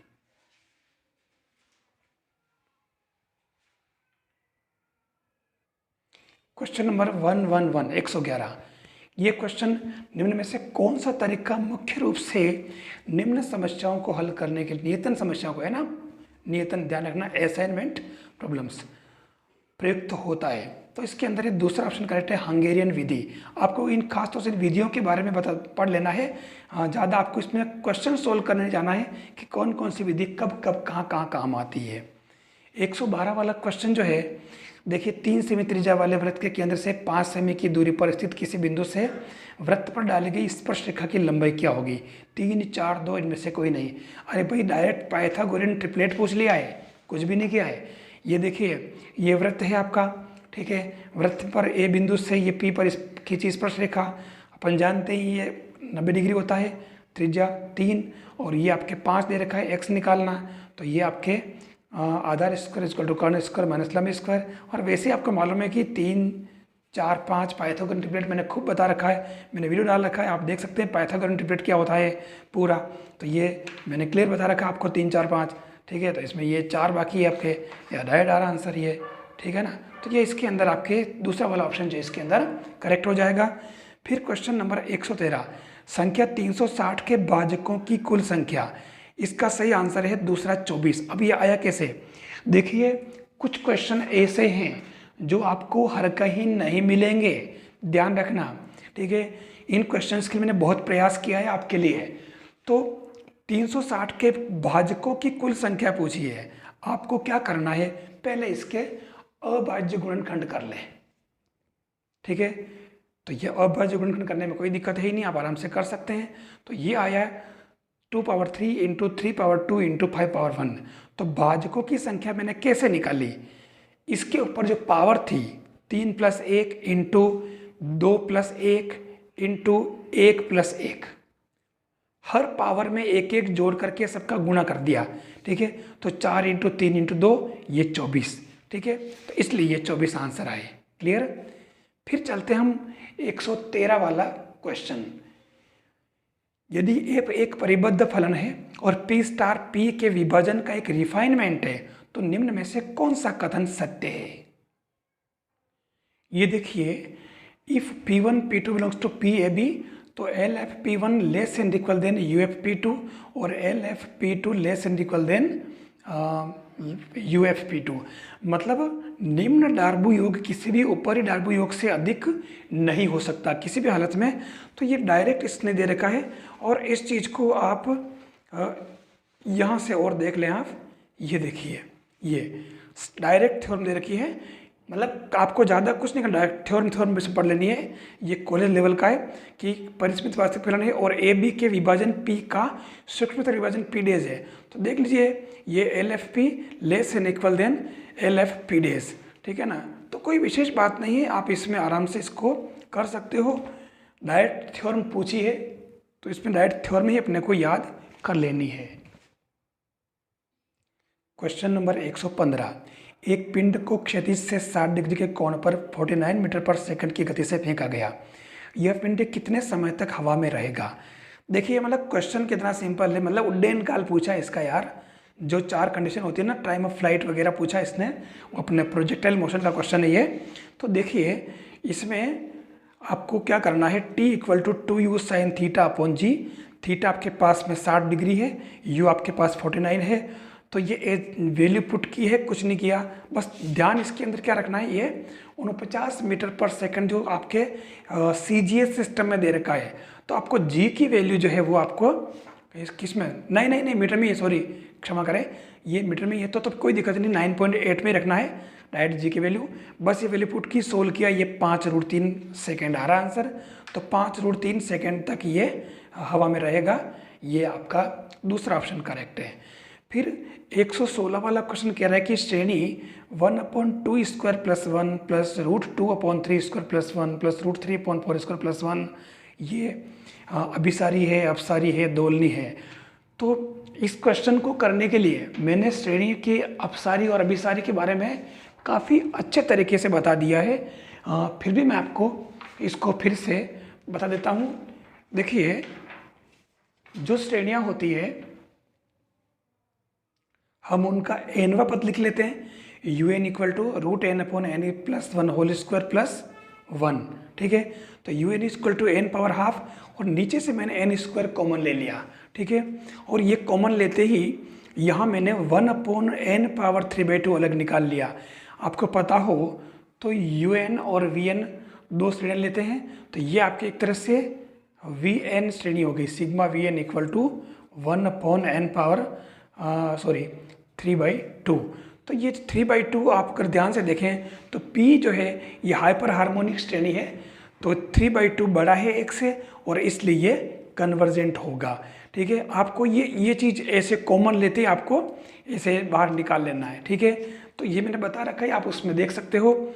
जैसे आपने बाहर निकाला और यहाँ से ये n की पावर जो है आपको P बनाना है। ये P अगर 1 से बड़ा है तो कन्वर्जेंट है, और P 1 से छोटा या बराबर है तो वो अपसारी है, यानी कि डाइवर्जेंट है। ठीक है, तो इसलिए आप ऐसे भी इसको भी निकाल सकते हो। क्वेश्चन नंबर 117 डबल समाकल का है ये। 0 to π/2 0 to π/π cos x + y dx dy का मान पूछा। कोई विशेष बात नहीं, आप पहले इसको y के रेस्पेक्ट कर लें इंटीग्रेशन। ठीक है, तो देखो मैंने डायरेक्ट कर दिया, sin x cos x था ना, ये आपके cos x + y था, तो मैंने इसका y के रेस्पेक्ट कर दिया इंटीग्रेशन। तो -sin x + y 0 से π लिमिट, ये वैल्यू पुट की 0 से π, तो -sin π + x + sin x। ठीक है, और इसको सोल्व किया तो ये आपके sin x आ जाएगा माइनस का, वापस प्लस हो जाएगा। तो ये 0 to π/2 sin x dx बन गया। सोल्व किया तो ये -2 आंसर, कोई विशेष बात है ही नहीं। फिर क्वेश्चन नंबर 118, देखिए इस क्वेश्चन को एक बार अगर आप पढ़ोगे तो बहुत भारी भरकम लगेगा। 5 बिंदु A B C D E एक समतल में स्थित है। हम सोचते हैं कि यार 5 बिंदु क्यों बोला, 3-4 दे देता तो 3 बिंदु खूब थे, लेकिन आपकी सुविधा के लिए इसने दिया है 5 बिंदु A B C D एक समतल में स्थित है। 3 बल AC AD AE बिंदु A पर कार्यरत हैं, और बाकी के 3 बल तीन बल जो है वो CB DB और EB बिंदु B पर कार्यरत हैं। तो इनका परिणामी कितना होगा। अरे यार कुछ नहीं करना, आप इन तीनों को जोड़ लो। ठीक है, डायग्राम तक की जरूरत नहीं पड़ेगी। ठीक है, AC + AD + AE और फिर ये CB + DB + EB। अगर आप AC + CB करो त्रिभुज नियम से, ठीक है ना, तो ये AC + CB होता ना, जैसे ये ACB। ठीक है, तो ये AC + CB क्या होता, AB। तो ये AC + CB AB हो गया, AD + DB AB हो गया, AE + EB AB हो गया। तो एक AB ने एक AB ने एक AB 3 AB हो गया। ये आपका 3 AB आंसर है ना। तो ये 3 AB इसके अंदर आ रहा है। अब कुछ भी लंबा चौड़ा आपको कुछ नहीं करना, ये देखिए 3 AB आंसर आ रहा है। ठीक है, फिर क्वेश्चन नंबर 119, थोड़ा सा ये क्या फिजिक्स और उस मैकेनिक्स का पार्ट है, तो थोड़ा आपको लगता है भारी, लेकिन बिल्कुल इजी क्वेश्चन है। 119, एक 20 किलोमीटर प्रति घंटे से दौड़ने वाले व्यक्ति के लिए वर्षा की बूंदें ऊर्ध्वाधर से 30 डिग्री कोण पर गिरती हुई नजर आ रही है। यदि वर्षा की बूंदें वास्तव में ऊर्ध्वाधर नीचे की ओर गिर रही हो तो उसकी गति किलोमीटर प्रति घंटे में क्या होगी? सही आंसर इसका पहला है 10√3। अब ये आया कैसे? सवाल आपने ठीक से पढ़ लिया। 20 किलोमीटर प्रति घंटे से दौड़ने वाला व्यक्ति मतलब दौड़ रहा है और ऊपर से बारिश हो रही है, ठीक है। बूंदें 30 डिग्री कोण पर गिरती हुई नजर आ रही है, ठीक है। देखना, ये आपका डायग्राम, ये यहाँ पर कोई बंदा है, ठीक है, ठीक है, दौड़ता हुआ जा रहा है इस तरीके से, और इसकी जो गति है वो 20 किलोमीटर प्रति घंटा है इस डायरेक्शन में, ठीक है। और बारिश जो आ रही है वो ऊर्ध्वाधर से 30 डिग्री के कोण पर इस तरीके से जा रही हो ऐसा लग रहा है, ठीक है। अब इसने पूछा है कि इसकी अधिकतम बारिश पूछा क्या है, तो यदि वर्षा की बूंदें वास्तव में ऊर्ध्वाधर नीचे की ओर गति कर रही है, गिर रही है, तो उन बूंदों की किलोमीटर में क्या वेलोसिटी होगी? तो अपन ने ये वेलोसिटी VR मान ली, ठीक है ना, ये VR। अब क्या किया, tan 30 बराबर लंब बटा आधार, ठीक है। तो ये VR बराबर आराम से आ रहा है, ठीक है। tan 30 की वैल्यू पुट कर दी √3, 1/√3, तो ये 20√3 आ गया। यही तो पूछा था इसने, ये आपके आंसर आ रहा है इसका पहला वाला। अब यहाँ एक चक्कर पड़ा होगा आपके, ध्यान से देखना। क्वेश्चन की लैंग्वेज से आप डायग्राम सेट करें ताकि आपको दिक्कत नहीं आएगी, और ये 20√3 आंसर आ जाएंगे। ये तीसरा ऑप्शन इसका आ रहा है, ठीक है ना। सॉरी, ये पहला नहीं है, मैंने पहला बोल दिया था। तीसरा वाला 20√3 अपन ने सोल्व कर लिया इसको, ठीक है ना। अब चलते हैं अपन 120 वाला क्वेश्चन। देखिए 120 वाला जो क्वेश्चन है, यदि अल्फा बीटा गामा किसी संख्या p <0 के घनमूल हो तो किन्हीं 3 संख्याओं x y z के लिए x alpha plus y beta plus z gamma upon x beta plus y gamma plus z alpha का मान क्या होगा? 4 ऑप्शन आपके पास दे रखे हैं। आप थोड़ा ठीक से इसको देख रहे हैं कि ये अल्फा बीटा गामा क्या है, किसी संख्या p के घनमूल है। आपको वास्तविक संख्या अपने कॉम्प्लेक्स नंबर के अंदर आ जाना चाहिए। हमने क्या किया, अल्फा को तो लिख दिया p power 1/3, beta p power 1/3 omega, और गामा को लिख दिया p पावर 1/3 ओमेगा स्क्वायर, ठीक है। फिर हमने यहाँ अल्फा बीटा गामा के वैल्यू ऊपर नीचे पुट करी, तो ये p वाला लपड़ा तो है आपके बिल्कुल हट गया। आपके क्या बचा, x plus omega y plus z omega square upon x omega plus y omega square plus z. मैंने इसमें ऊपर नीचे ओमेगा स्क्वायर से गुणा किया। ऐसा करने से अंदर वाले टर्म दोनों आपके कट गई और लास्ट में आपके ओमेगा स्क्वायर बचा, ठीक है। और अगर आप इसको ओमेगा से गुणा करोगे तो आपके ओमेगा बच जाएगा, ओमेगा क्यूब से करोगे तो 1 बच जाएगा। तो कुल मिलाकर के आपके पास में बार बार ओमेगा और ओमेगा स्क्वायर ही आता रहेगा इस स्टेप में, ध्यान देना, ठीक है। हर स्टेप में ये 1 भी नहीं आएगा इसके अंदर, यहाँ ओमेगा और ओमेगा स्क्वायर ही आता रहेगा, ठीक है ना। तो इसके अंदर यहाँ आपके 3 ऑप्शन दे रखे हैं ना, पहला दूसरा तीसरा तीनों ही रॉन्ग है, चौथा इनमें से कोई नहीं, ये आपका ऑप्शन करेक्ट है।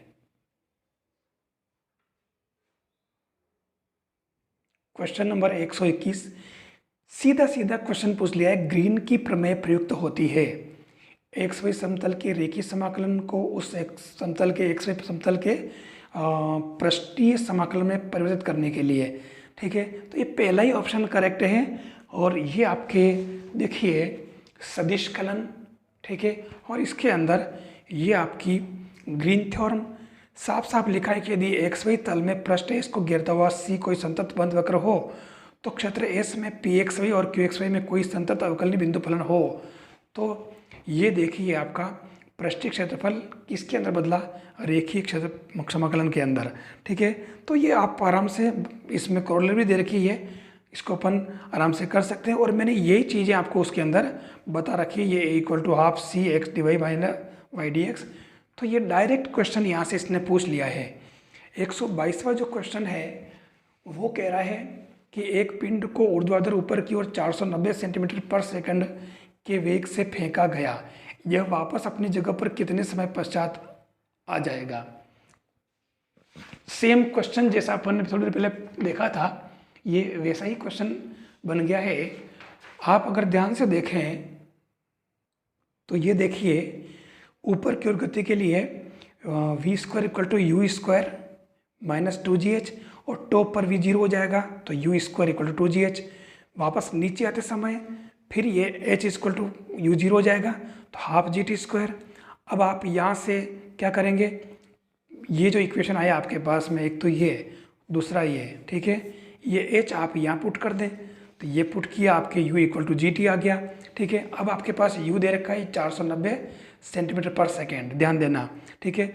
बस ये रख दिया वैल्यू इसके अंदर, और g की वैल्यू 980, क्योंकि सेंटीमीटर पर सेकंड ध्यान रखना, ठीक है। तो यहाँ वो CGS वाली वैल्यू यहाँ पुट करिए जो मैं पीछे बता रहा था आपको। तो t इक्वल टू 490 हो जाएगा, t इक्वल टू 0.5 सेकेंड। ध्यान रखना इसके अंदर 0.5 सेकेंड भी आंसर है, कहीं डायरेक्ट ठोक मत देना 0.5। इसने पूछा है कि यह वापस अपनी जगह पर कितने समय आएगा, ये टाइम पर ने खाली जाने का निकाला है, तो वापस आने में इसको 1 सेकेंड लग जाएगा, डबल कर दीजिए आप 2t, तो ये 1 सेकेंड आ रहा है इसके अंदर, ठीक है।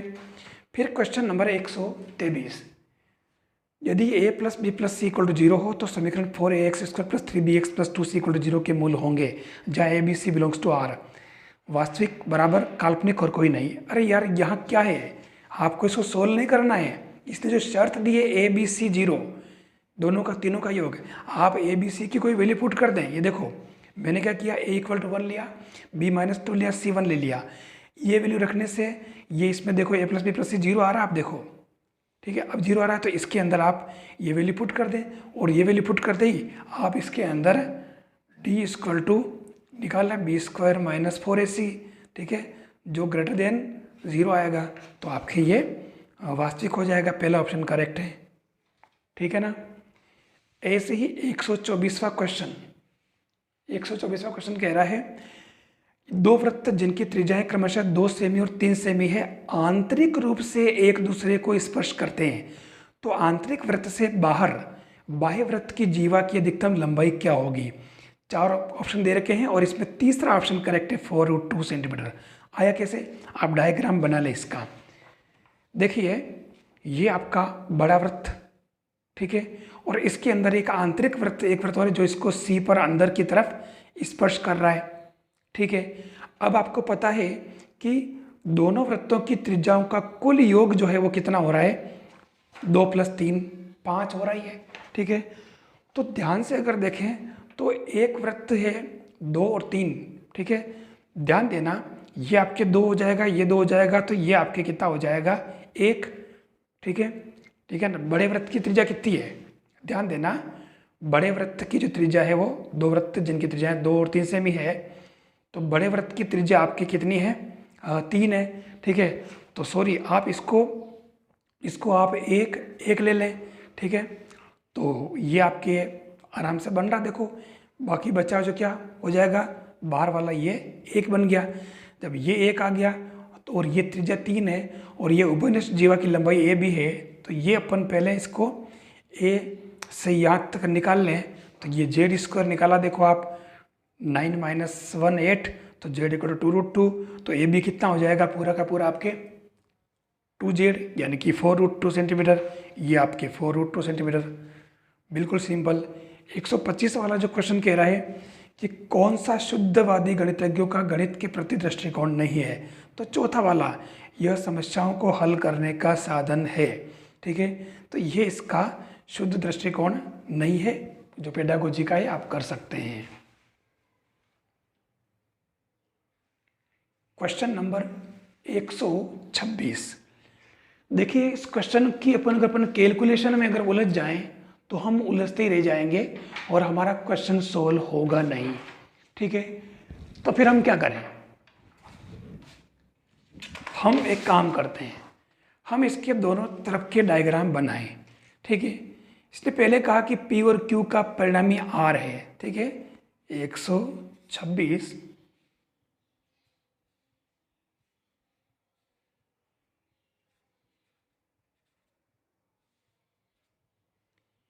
ये आपका P और ये आपके Q, ठीक है, और परिणामी इसका R है। ध्यान देना ये आपके पूरा जैसे अल्फा है और ये आपके थीटा है, ठीक है। ये पहली कंडीशन, मैं अभी इसको यूज़ नहीं कर रहा हूँ, अपन जानते हैं साथ वो सारे फॉर्मूले। अब मैं एक दूसरा डायग्राम बनाता हूँ, अगर यहाँ पर मैं 3 डायग्राम बनाऊंगा, और ये आपके तीसरा डायग्राम। ठीक है, अब अगर इस कोण को समद्विभाजित करेगा, ठीक है ना, ये P और Q अगर अलग अलग बल है तो उस केस में यहाँ पर ये वाला और ये वाला कोण बराबर नहीं है, ध्यान देना। लेकिन बराबर कब होगा? जब ये वाला कोण और ये वाला कोण बराबर होगा। ठीक है, इसने कहा कि नया परिणामी R और P के मध्य कोण को दो बराबर भागों में बांटता है। तो नया परिणामी अगर जो भी होगा वो अगर बराबर भागों में बांटेगा, ध्यान देना। ठीक है, ये वाला भी अगर मान लो जैसे θ/2 है, θ/2 है, और ये वाला अपन जैसे बना पहले ये वाला P था। ठीक है, तो ये कह रहा है कि कितनी वृद्धि की जाए, नया परिणाम ये क्या कहा इसने, P में वृद्धि किसके बराबर है, तो वो आपके इसमें R के बराबर हो जाएगी, तभी मतलब ये दो समान भागों में बांटेगा। ये देखिए, ये दोनों θ/2 है, तो ये जो आपके इसके अंदर आप P+X करोगे, ठीक है, तभी ये वाला जो है कोण आधा हो जाएगा, ये θ/2 θ/2। तो ये कब होगा? जब ये और ये दोनों बराबर होंगे, तभी जाकर के ये आधा होगा। ठीक है, तो ये इसमें सही आंसर आपके क्या हो जाएगा? चौथा वाला ऑप्शन इसका करेक्ट है। फिर क्वेश्चन नंबर 127। क्वेश्चन नंबर 127 अगर आप ध्यान से देखें तो ये पुरानी 12th की बुक से दे रखा है और डायरेक्ट क्वेश्चन है। हम जानते हैं ये कह रहा है कि cos inverse x plus cos inverse y plus cos inverse z equal to pi. तो चारों में से कौन सा ऑप्शन करेक्ट है? तीसरा वाला ऑप्शन करेक्ट है। और ध्यान से अगर देखिए तो मैंने इसके अंदर cos इनवर्स z को, इसमें जो ये आपका cos इनवर्स z है, इसको मैंने शिफ्ट कर दिया है। तो क्या बन गया? cos inverse x plus cos inverse y equal to pi minus cos inverse z। फिर मैंने इसके अंदर cos इनवर्स x का वाला फॉर्मूला लगा दिया, तो cos inverse x y minus, ये देखिए cos inverse x y minus √1 minus x square 1 minus y square equal to pi minus cos inverse y z. फिर ये cos इनवर्स उधर भेज दिया तो cos बन जाएगा। फिर ये cos पाई को माइनस cos इनवर्स जेड। आपको ये 12वीं क्लास के फॉर्मूले याद करने पड़ेंगे। पाई माइनस cos इनवर्स जेड होता है cos inverse minus Z. cos से cos कैंसिल, ये आपके माइनस जेड बचा। इस माइनस जेड को मैं इधर ले आया तो ये एक्स वाई प्लस जेड हो गया। दोनों तरफ मैंने स्क्वायर किया तो आपके x square plus y square plus z square plus 2xy ये इक्वल टू 1 आ गया। और इससे आपके ये जो है तीसरा ऑप्शन करेक्ट आ रहा है। ठीक है, बिल्कुल इजी काम है, कोई विशेष नहीं। ठीक है, तो ये इस तरीके से आपके ये 127वां क्वेश्चन कंप्लीट हुआ।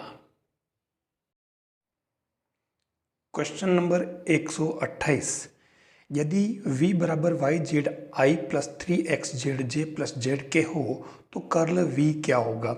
देखिए सीधा सीधा डाइवर्जेंस और कर्ल जैसे क्वेश्चन पूछे हैं तो इसके अंदर कर्ल में क्या आपको कुछ नहीं है, क्रॉस प्रोडक्ट निकालना एक तरह से। ठीक है ना, ये आपके दे रखा है वाई जेड आई, ठीक है, 3x जेड और जेड के, तो आपको इसको इस तरीके से सेट कर लेना है। Curl v equal to i j k और del upon del x del upon del y del upon del z, और ये आई का जो वाई जेड कॉपिशेंट, जे का 3x जेड कॉपिशेंट और के का जेड कॉपिशेंट, ये वाला जो अपन ने ले लिया है ना, आई जे के कॉपिशेंट यहाँ डाल दिए। और उसके बाद में आई बाहर लिया, डेल अपॉन डेल वाई के साथ में जेड का अवकलन किया और डेल अपॉन डेल जेड के साथ में 3x जेड का किया ये। ठीक है ना, एक बार आई फिर जे और फिर के लेकर के मैं इसका विस्तार कर दिया। एक कॉमन सी बात है जो आपको पता है, बस इसको सोल्व किया क्योंकि बहुत सारे तो इसके अंदर जीरो हो रहे हैं। तो फाइनली आपके इसके अंदर क्या आ जाएगा? -3xi प्लस वाई जे प्लस 2z के। ठीक है, जो कि आपके ऑप्शन नंबर इसके अंदर दे रखा है थर्ड के अंदर, देखिए -3xi प्लस वाई जे प्लस 2z के, ये इसका करेक्ट आंसर हो जाएगा। फिर हम चलते हैं क्वेश्चन नंबर 129। देखिए 129 वाला क्वेश्चन बिल्कुल 10th और 11th तक का लेवल का है। एक त्रिभुज की 3 माध्यिकाओं की लंबाई क्रमशः 9 सेमी, 12 सेमी और 15 सेमी है, तो त्रिभुज का क्षेत्रफल क्या होगा?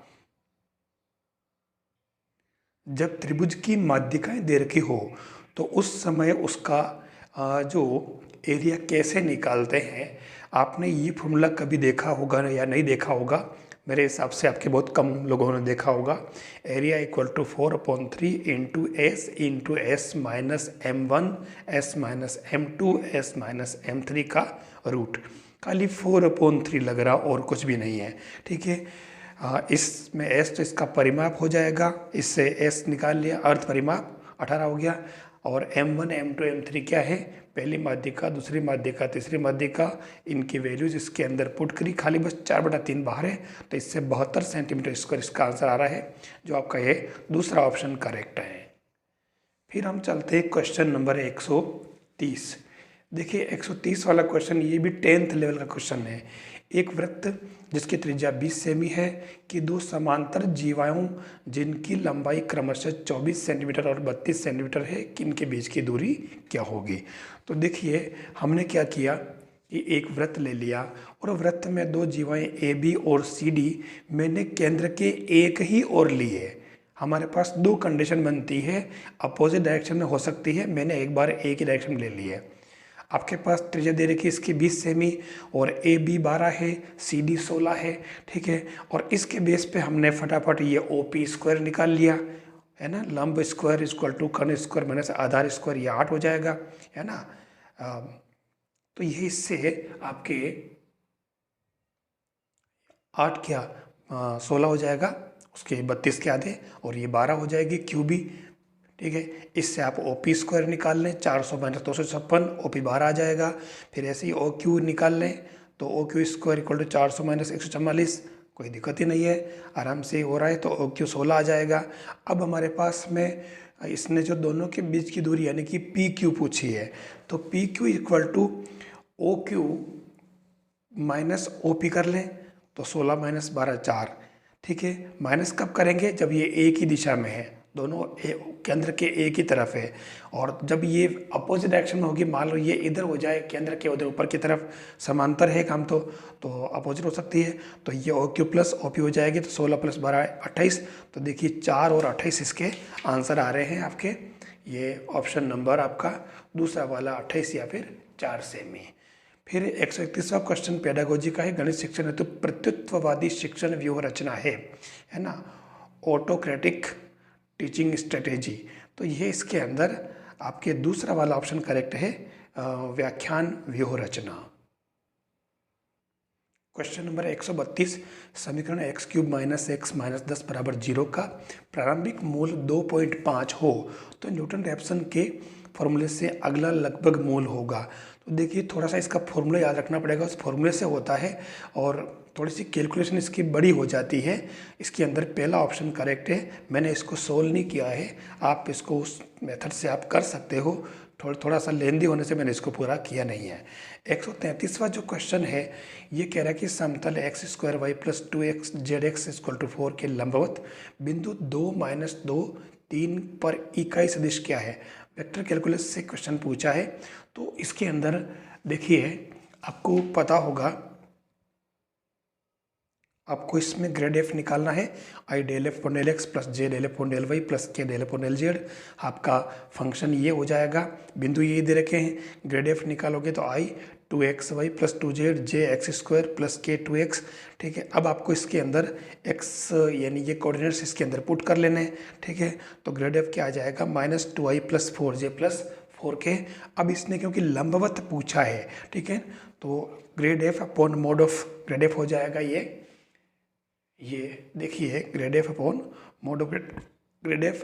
तो ये 1 इसी का आपको यूनिट वेक्टर निकाल लेना है, तो ये 1/3 माइनस आई प्लस 2j प्लस 2 के आ जाएगा इसका आंसर, जो कि आपके इसके अंदर पहला ऑप्शन दे रखा है, इसके अंदर करेक्ट 1/3 माइनस आई प्लस 2j प्लस 2k। फिर चलते हैं अपन 134वां क्वेश्चन। देखिए सरल रेखा का समीकरण जो रेखाओं x माइनस 2y बराबर 1 और x प्लस 3y बराबर 2 के प्रतिच्छेदन से गुजरती है तथा रेखा 3x प्लस 2y बराबर 0 के समांतर एक का समीकरण क्या होगा। तो तीसरा ऑप्शन इसके अंदर करेक्ट है। अब कैसे हुआ, प्रतिच्छेदन शब्द जैसे याद आए लिखा हो तो आपको पहली रेखा प्लस लेमड़ा इंटू दूसरी रेखा करके 0 कर देना, इससे आपके लेमड़ा की वैल्यू निकालनी है और मतलब लेमड़ा की वैल्यू निकालने के लिए मेरे पास ऑप्शन होगा, ये देखिए हमने पहली रेखा प्लस लेमड़ा इंटू दूसरी रेखा कर दिया और इसको एक्स वाई और उसके कॉमन फॉर्म में रख दिया।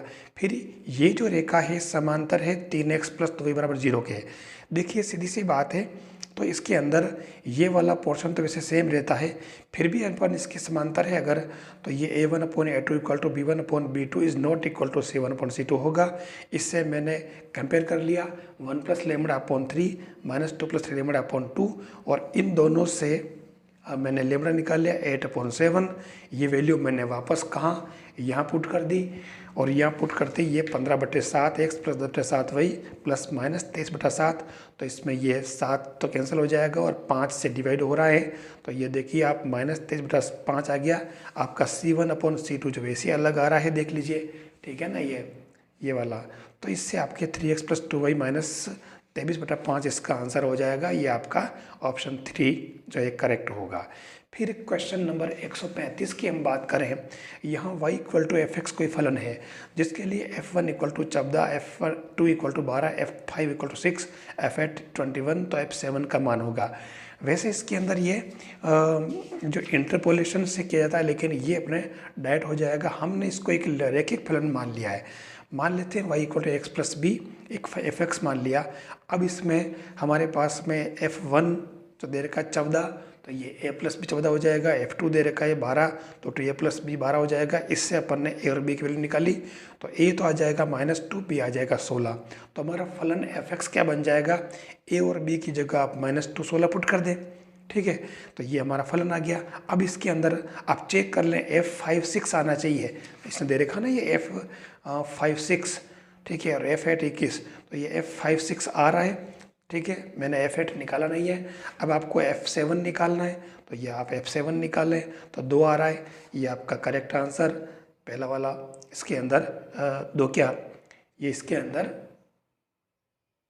मतलब दूसरा ऑप्शन 12 आंसर आ रहे हैं इसके अंदर।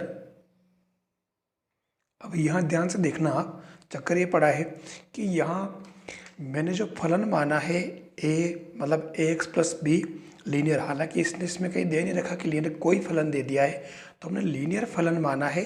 तो इसके अंदर हमारे इसके अंदर ये 2 आंसर आ रहे हैं, ठीक है। लेकिन इसके अंदर अगर f8 21 नहीं आएगा, ठीक है ना, क्योंकि f5 तक तो हमारा 6 आ रहा है, देखो f5 रखा तो 6 आ रहा है इसके अंदर, लेकिन अगर ये इससे ज़्यादा हुआ तो उस कंडीशन में ये आपके दूसरा वाला ऑप्शन करेक्ट होगा, इसके अंदर 12 आएगा, ठीक है। फिर चलते हैं अपन 136, तो कौन सा मॉरिसन द्वारा प्रदत्त इकाई उपागम का प्रथम सोपान है, तो इसके अंदर ये चौथा है, अन्वेषण करना या खोज करना, ये चौथा उपागम है। फिर क्वेश्चन नंबर 137 की बात करें हम, तो क्वेश्चन नंबर 137 में क्या है, यहाँ पर भी सीधे सीधे दे रखा है कि समतल का समीकरण जो बिंदु 2 3 4 से गुजरता है, ठीक है, और समतल 5x minus 6y plus 7z बराबर 3 के समांतर है। सबसे खास बात, तो अगर इस समतल के समांतर है जो आपको ज्ञात करना, तो उसका 5x minus 6y plus 7z, ये वाला जो स्ट्रक्चर है एज इट इज़ रहेगा, ठीक है। तो ये वाला स्ट्रक्चर एज इट इज़ आप देख लो किसके अंदर है, ये हमारे दूसरे और चौथे ऑप्शन के अंदर है, ठीक है। पहले वाले के अंदर भी है, ध्यान रखना। तो तीसरा ऑप्शन तो हो नहीं सकता, पहला दूसरा तीसरा चौथा है। तो इसके लिए आप क्या करें कि आप इसमें अपने को मालूम है कि जो समतल बिंदु x1 y1 z1 से गुजरता है और जिसके डायरेक्शन रेशो जो अगर a b और c है, तो a x minus x1 b y minus y1 c z minus z1, ठीक है। अब आपको a b c की जगह तो क्या करना है, डायरेक्ट आपको 5 माइनस 6 7 पुट कर देना है डायरेक्ट ही। तो ये 5 यहाँ तो अपन पुट कर देंगे 5 माइनस 6 7, और फिर इसमें बिंदु से गुजरता है 2 3 और 4 से, तो ये x minus x1 y minus y1 z minus z1 कर दिया। बस इसको सोल्व किया तो हमारा डायरेक्ट ये क्या आ गया, 5x माइनस 6y, ये है ना, 5x minus 6y plus 7z minus 20 इसका आंसर आ रहा है, जो आपके ये दूसरा वाला ऑप्शन करेक्ट हो जाएगा। क्वेश्चन नंबर 138, यदि समीकरण 2x² + 3x + 5 lambda = 0, x² + 2x + 3 lambda = 0 का एक मूल अगर बराबर हो तो लैम्ब्डा का मान क्या होगा। अब यहाँ देखिए, चाहे तो अपन इसको लंबा चौड़ा कर सकते हैं, लेकिन इसके ऑप्शन को पहले पढ़ लें। 2, 1, 0 - 1 और 2 - 1। यहाँ एक मात्र ऑप्शन है 3 वाला 0 - 1, ठीक है। तो आप देखो कि इसके अंदर लेमड़ा की वैल्यू अगर आप 0 पुट कर दें, ठीक है ना, तो उस केस में इसका एक मूल कॉमन आ जाएगा। कैसे?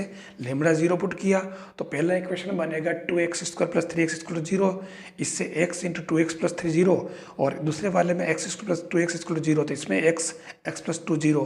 तो देखिए दोनों के अंदर आपके इसमें x = 0 और -3/2, और इसमें x = 0 और x = -2। तो देखिए ये 0 जो दोनों में कॉमन आ रहा और ये 0 इसके अंदर आ भी रहा है, ठीक है।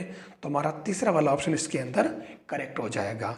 139वां क्वेश्चन पेडागोजी का है, जो गणित की प्रकृति से संबंधित नहीं है, तो ये दूसरा वाला ऑप्शन करेक्ट। गणित में सामान्य अनुमान का क्षेत्र सीमित है। फिर 140 वाला जो क्वेश्चन आता है आपके सामने, ठीक है। 140 नंबर का क्वेश्चन जो है बिल्कुल सिंपल सा है, अगर ध्यान से देखें तो 6ठी 7वीं 8वीं के लेवल का पूछा है। 7 संख्याओं का माध्य 8 है, एक नई संख्या 16 इनमें जोड़ी जाए, अब 8 संख्याओं का माध्य क्या होगा। आपको मालूम है कि x बार = सिग्मा x/n होता है, ठीक है ना। तो माध्य बराबर योग बटा कुल संख्या, और माध्य बराबर वापस कुल संख्या बराबर n × x बार हो जाता है। इन दोनों कॉन्सेप्ट को यूज़ करेंगे तो 7 का माध्य x बार 8 है, तो 7 का कुल कितना हो जाएगा, सिग्मा x 56, 7 × 56 गुणा कर लेंगे। अब उसमें एक संख्या और जोड़ दी जाए तो कुल में 56 + 16, 16 की वृद्धि हुई है, ठीक है। तो ये 16 इसमें जोड़ दिया तो ये 72 हो जाएगा, यानी 8 का कुल 72 है, तो 8 का माध्य कितना हो जाएगा, 8 का भाग लगा दो, ये आपके 16 9 आ जाएगा। तो ये इसके अंदर आपका दूसरा ऑप्शन करेक्ट है। 141वां क्वेश्चन जो है ये आपके पेडागोजी का है, तो इसके अंदर दूसरा वाला ऑप्शन करेक्ट है, गणित का सामाजिक विज्ञान के साथ सहसंबंध, ठीक है। फिर 142वां क्वेश्चन दे रखा है, यदि किसी एपी का nवां पद 2n - 1 हो तो इसके प्रथम n पदों का योगफल क्या होगा। 4 ऑप्शन आपके पास दे रखे हैं, कुछ नहीं सिंपल पूछ लिया है, आपको 2n - 1 का सिग्मा निकाल लेना है। तो देखिए ये 2n - 1 का सिग्मा कर दिया इसके अंदर, तो Sn आ जाएगा। तो ये 2 बाहर, सिग्मा n - सिग्मा 1, 2 और सिग्मा n की वैल्यू पुट कर दी, n × n + 1/2, और सिग्मा 1 होता है n, तो इसको सोल्व करोगे तो क्या आ जाएगा, n²। ये आपका करेक्ट आंसर। कौन सा वाला, तीसरा वाला। क्वेश्चन नंबर 143, एक बेलन की त्रिज्या 3 मीटर/सेकंड की दर से बढ़ रही है और इसकी ऊंचाई 4 मीटर/सेकंड की दर से घट रही है। ध्यान रखना, बढ़ना और घटना ये थोड़ा याद रखें आप, जब क्योंकि इसका यूज़ घट रही है तो माइनस यूज़ करना पड़ेगा, बढ़ रही है तो प्लस करना पड़ेगा। जब बेलन की त्रिज्या 4 सेमी और ऊंचाई 6 मीटर हो, मीटर और दोनों मीटर में ही है, तो आयतन में परिवर्तन की दर क्या होगी, dv/dt का मान निकालना। 4 ऑप्शन दे रखे हैं और इन चारों में से चौथा ऑप्शन करेक्ट है हमारा, 40 पाई घन मीटर/सेकंड। अब कैसे हुआ, हमें बेलन का आयतन का सूत्र लगा देना है। ये देखिए कुछ नहीं, पाई = v = πr²h, और dv/dt निकाल लेंगे, vds, तो पाई और इसको u × v से करें तो r² h का dh/dt प्लस h/s और r² का 2r dr/dt। हमारे पास r h dh/dt और dh/dt चारों है। r तो हमारे पास में 4 है, h 6 है, r d 3 है और h d -4 है। मैंने कहा ना घट रही है, dh/dt जो है -4 है। बस ये वैल्यू इनके अंदर पुट करें तो ये पाई है ना, 16 × -4 प्लस 6 × 8 × 3, ये सोल्व किया तो आपके 80 पाई मीटर/सेकंड आ जाएगा। फिर इसने क्वेश्चन पूछा है 144वां, एक विद्यालय के 50 छात्रों में से स्कूल आने के लिए 25 के पास स्कूटर है और 35 के पास साइकिल है, तो ऐसे छात्रों की संख्या जिनके पास स्कूटर व साइकिल दोनों है होगी। 4 ऑप्शन दे रखे हैं और इसके अंदर तीसरा ऑप्शन करेक्ट है आपका, 10 उत्तर आएंगे। ठीक है ना। अब ये किसका पूछा, 11वीं क्लास का जो समुच्चय सिद्धांत का प्रश्न पूछा है। देखिए आपके पास हम अगर एस को स्कूटर से लिखें, सी को साइकिल से, तो हमारे पास 4 कंडीशन बनती है, n s union c, n s intersection c, n s equal to 25, n c 35 और एन एस इंटरसेक्शन सी निकालना, जो हमारे पास n s plus n c minus n s union c होता है। हमारे पास कुल दे रखा है यूनियन 50 और हमारे पास दोनों में से दोनों यानी कि वह पूछा है ना, बोथ। जब कभी ये पूछे एंड आता हो, एंड का मतलब होता है इंटरसेक्शन। ठीक है ना, एंड का मतलब एस इंटरसेक्शन सी, ध्यान रखना। ठीक है, तो ये आपके इसके अंदर इनकी वैल्यू पुट करिए अपन ने, एन एस एन सी सबकी, तो 25 + 35 - 50 आपके पास इसके 10 आंसर आ रहे हैं, है ना, बिल्कुल ईजी। 145वां क्वेश्चन, बीटा गामा फलनों में संबंध पूछा है, तो डायरेक्ट फॉर्मूला पूछ लिया है। देखिए बीटा गामा फंक्शन से आपको सीधा सीधा डायरेक्ट फॉर्मूला बेस्ड क्वेश्चन ही पूछा जाएगा, आपको इस बात का ध्यान रखना है। इसमें तीसरा ऑप्शन करेक्ट है, beta m n equal to gamma n upon gamma m plus n. ठीक है, अब 146वां क्वेश्चन पूछा है, v equal to 3xzi plus 2xyj minus yz square k, तो डाइवर्जेंस v क्या होगा। देखिए मैंने कहा ना, कर्ल v पूछ लिया, डाइवर्जेंस v पूछ, डायरेक्ट डेफिनेशन बेस्ड क्वेश्चन ले लिए हैं, तो अपन जानते हैं, कोई विशेष बात नहीं है। डाइवर्जेंस v क्या होता है, डेल अपॉन डेल एक्स, है ना, आई डॉट आई 1 हो जाएगा, जे डॉट जे 1, के डॉट के 1, तो ये डेल अपॉन डेल एक्स और 3xz का x के respect plus del upon del y 2xy यानी y के रेस्पेक्ट और minus del upon del z yz square, बस ये 3z plus 2x minus 2yz, तो ये आपका आंसर आ रहा है। देखो आप 146 का कौन सा वाला, चौथा वाला, 3z plus 2x minus 2yz। अब आप देखिए इसमें कहाँ देर लग रही, इन क्वेश्चन को सोल्व करने में कोई देर नहीं लग रही आपको, है ना, बिल्कुल ईजी है। फिर 147 का क्वेश्चन पूछा है, समीकरण x equal to x minus 1 upon x plus 1 निम्न प्रकार की है। पहला रैखिक समीकरण, अरैखिक, ट्रांसडेंटल और इनमें से कोई नहीं, तो कोई विशेष बात नहीं है, इसको आप थोड़ा सिंपल कर लें। ठीक है ना, ये वो अपने न्यूटन राफ्सन वगैरह और इसके अंदर वो बाइसेक्शन मेथड से पूछा है, इटरेशन मेथड वगैरह में से। तो ये x equal to x minus 1 and x plus 1, आप इसको सिंप्लीफाई करें तो ये x स्क्वायर प्लस 1 इक्वल जो आ रहा है, जो नॉन लीनियर है, तो आपके इसके अंदर ये क्या आंसर हो जाएगा, दूसरा वाला हो जाएगा अरैखिक समीकरण। क्वेश्चन नंबर 148, यदि O मूल बिंदु है तथा OP 3 दे रखा है, जिसके दिशा अनुपात डायरेक्शन रेशियोज -1 2 -2 है, तो P के कोऑर्डिनेट क्या होंगे। हमारे पास 4 ऑप्शन दे रखे हैं।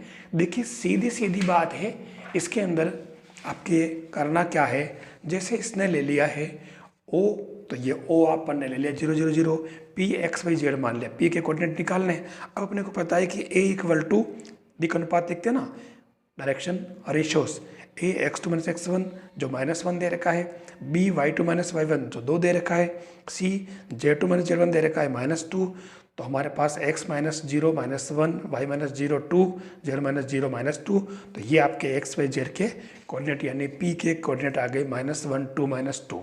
ठीक है, अब यहाँ इसने OP दे रखा 3, हमने OP का यूज़ किया ही नहीं। देखिए OP का यूज़ कब करते हैं, OP का यूज़ करने के लिए आपको ये इसके अंदर जो आपका A आता है, ठीक है, A उसके अंदर आपको मतलब ABC जो होते हैं ना, आपको इसके अंदर OP से डिवाइड करना पड़ता है। तो अगर LMN निकालना हो तो आपको OP से यानी 3 से डिवाइड करना पड़ता है। तो यहाँ तो ये पूछा है, LMN पूछा ही नहीं है, डायरेक्शन कोसाइंस पूछता तो हम इसके अंदर 3 से डिवाइड कर लेते हैं, ये हमें ध्यान रखना होगा। तो ये बिल्कुल देखो सिंपल सा क्वेश्चन पूछा है, आपके P के कोऑर्डिनेट एज इट इज़ यूँ के यूँ जो आपके ये दे रखें वो इस आ जाएंगे। फिर 149 का क्वेश्चन है, यदि A और B का हरात्मक माध्य a power n plus 1 plus b power n plus 1 upon a power n plus b power n हो, तो n का मान क्या होगा। AP, GP और HP में से इसका क्वेश्चन लगभग इस तरह का पूछा ही जाता है। आपको यहाँ पूरा कैलकुलेशन करने नहीं बैठना है, आपके पास 4 ऑप्शन दे रखे 1 -1 0 2, आपको मोस्टली प्रोबेबल आपको 1 -1 0 इनमें से पुट करके देख लेना चाहिए। तो देखिए अब A और B का हरात्मक माध्य आपके पास ये दे रखा है ना, तो मैंने इसमें क्या किया, n इक्वल टू -1 पुट कर दिया, तो ये n की जगह -1 पुट किया तो ऊपर 0 0 हो जाएगा। ठीक है, और a power -1 plus b power -1 इसको अगर सोल्व करेंगे तो 2/a plus B upon A B, जिससे 2ab अपॉन ए प्लस बी आ जाएगा। हम जानते हैं कि a और b का ऋणात्मक माध्य क्या होता है, 2ab अपॉन ए प्लस बी होता है ये। तो ये डायरेक्ट ही आ गया। अगर अपन -1 से नहीं आता तो अपन 1 रख के देख लेते, हम 0 1 रख के देख लेते। तो ये रख के देखने में हमें कोई देर नहीं लग रही, हम आराम से इसको कर सकते हैं। ये आपका 149 वाला क्वेश्चन है, तो इसके अंदर ये आपका दूसरा वाला ऑप्शन करेक्ट है। फिर आता है 150वां क्वेश्चन। यदि बिंदु -2 -5 2 -2 और 8 ए एक सरल रेखा में हो तो ए का मान क्या होगा। 4 ऑप्शन दे रखे हैं आपके पास में, ठीक है। और यानी ये कोलिनियर की बात कर रहा है, संरेखीय होने की बात कर रहा है। अगर ये संरेखीय है तो हम एक काम करते हैं, जैसे एक रेखा बना ली, ठीक है, ए बी सी, ए के कोऑर्डिनेट लिख दिए, बी के लिख दिए और सी के लिख दिए, जिसमें आपको ए फाइंड करना है। हम इसमें जानते हैं कि ए बी का स्लोप बराबर बी सी का स्लोप होगा, एक ही रेखा तो स्लोप तो सेम ही होगा। तो हमने ये y2 - y1 upon x2 - x1 equal to y2 - y1 upon x2 - x1 करके डाल का सूत्र लगा दिया और इसको सोल्व किया तो 4a + 8 इक्वल टू 18। तो ये a इक्वल टू 5/2 आ गया आपके पास में। तो ये इस तरीके से आप देख लो, हर एक क्वेश्चन जो है 2 3 मैक्सिमम चौथी स्टेप में आपके आंसर आ रहे हैं, बिल्कुल इसके अंदर देर नहीं लग रही है। तो ये आपका आरपीएससी मैथमेटिक्स का 2nd ग्रेड का 2018 का इवनिंग सेशन का जो पेपर है उसका 2nd पार्ट है।